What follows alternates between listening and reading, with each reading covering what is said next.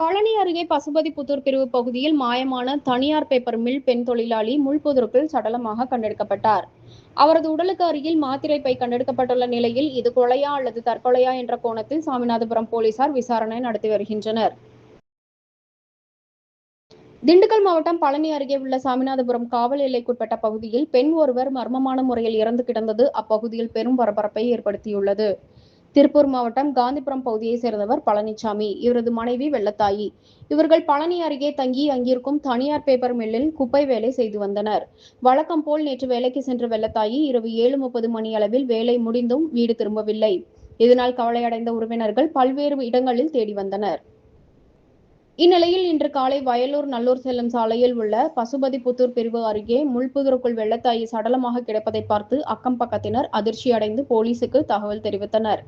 சம்பவ இடத்திற்கு விரைந்து வந்த சாமிநாதபுரம் காவல்துறையினர் உடலை கைப்பற்றி விசாரணை மேற்கொண்டனர். வெள்ளத்தாயின் உடலுக்கு அருகாமையில் மாத்திரைகள் அடங்கிய பை ஒன்று கண்டெடுக்கப்பட்டுள்ளது. அவரது உடல்நலக் குறைவால் உயிரிழந்தாரா அல்லது வேறு ஏதேனும் காரணமா என்பது குறித்து போலீசார் தீவிரமாக விசாரித்து வருகின்றனர்.